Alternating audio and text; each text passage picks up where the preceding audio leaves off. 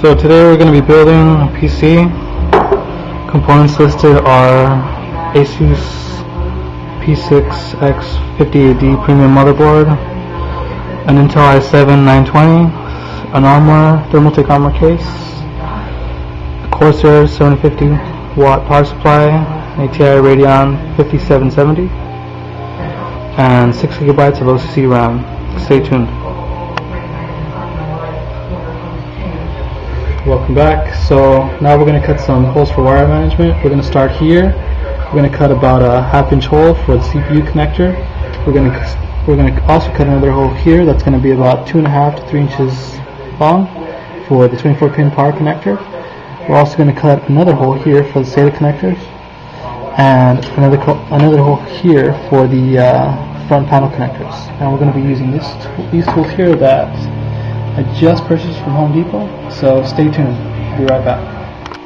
Okay, and we're back, and here we are. We found out the only two holes that were necessary are the ones for the 24-pin power connector and the one next to the SATA ports, as we can fit the front panel connectors through the same holes. And we can just simply zip tie the cable for the CPU connector to the top of the support arm, you see there. And we're about to put the CPU on the motherboard. So now we're about to install the CPU here. If you zoom in a little bit here, you can see that we're going to insert the CPU into the slot. We've removed the plastic protector. You always want to put it back on in case you ever remove the CPU so the pins don't get damaged. So we're going to put this latch down and gently apply pressure to it. Next we're going to install the RAM. Now as you can see here we have OCC gold. And we're going to go ahead and put this in the correct configuration. So it's every other slot.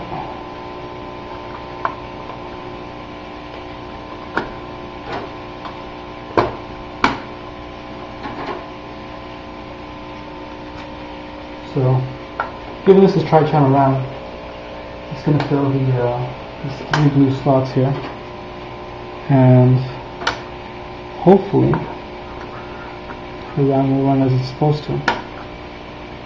Alright, so next thing we're going to drop the motherboard inside the case and we're going to install the power supply. So almost a crucial step. Here we have Arctic Silver 5, which we have to put between the CPU and the CPU cooler to ensure that the heat travels properly. So what we're going to do here is we're going to apply, I like to apply thermal paste all over the CPU. Generally people do it in an X formation, but I'm going to do a zigzag formation. Just kind of make sure that this gets all over the CPU properly, as you can see here.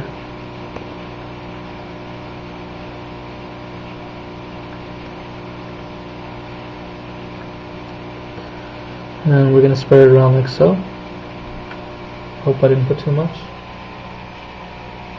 Now what we have here is the Dark Knight CPU cooler. We're going to take off the protective plastic here.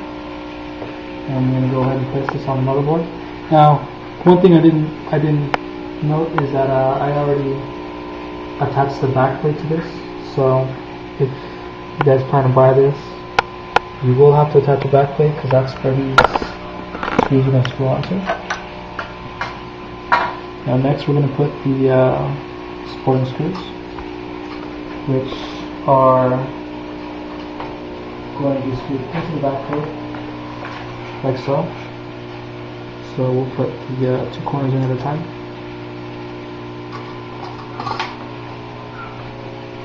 Oops.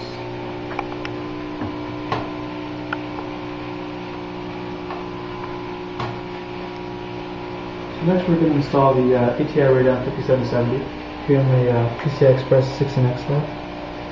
And we're going to sit this card down gently here, like so.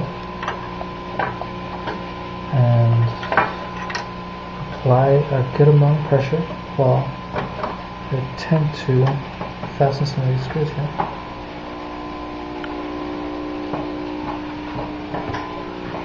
Now the curious thing about this card is that it actually takes up 2 slots rather than 1. So if you want to use one of the PCI slots, you really can't because you'd be blocking the fan. But that's what you get when you buy video card.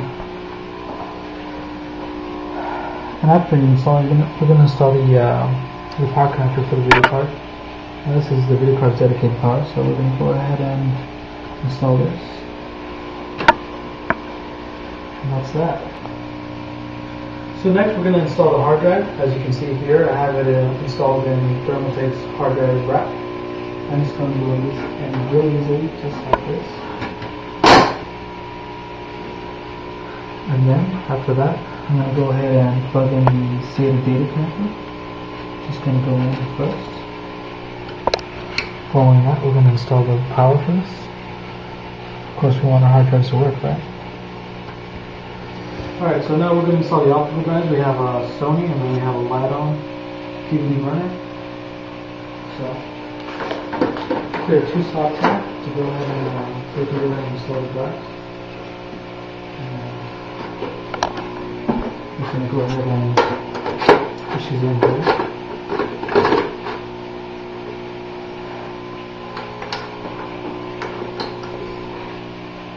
On the back, we have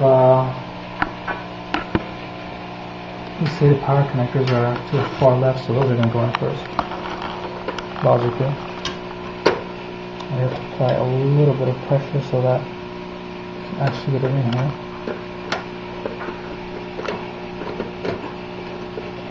So here's the completed masterpiece. We have the computer nearly done. We just have to put the side panels on and we're about to load Windows up. Alright, so we have the side panel on and we're about to see if everything works, so let's turn it on. We have our fingers crossed, hopefully nothing's DOA.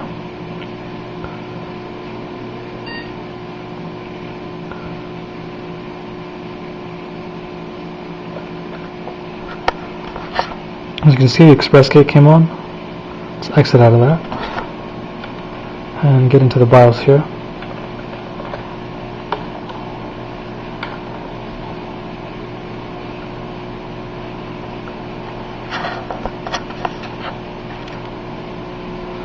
Here we can see that we have our hard drive being detected and we have our two optical drives being detected.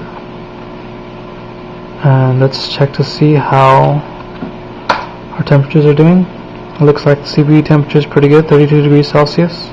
Motherboard temperature is at 31. So let's exit out of that.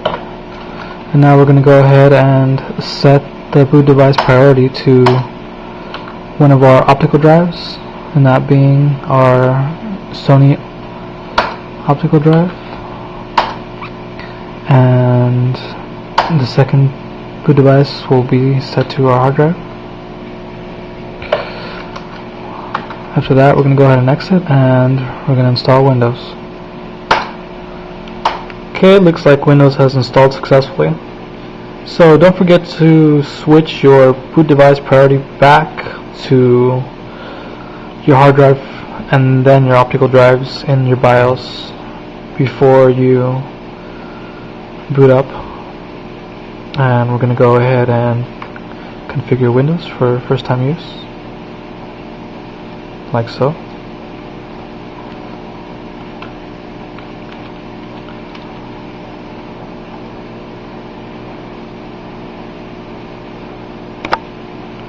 We're going to click on use recommended settings for now, and we're going to leave the time as is just to speed things up. Go ahead and connect to our Wi-Fi.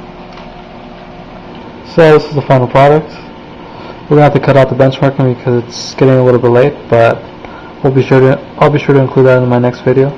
So check me out on YouTube, and hope you guys look forward to seeing my new videos.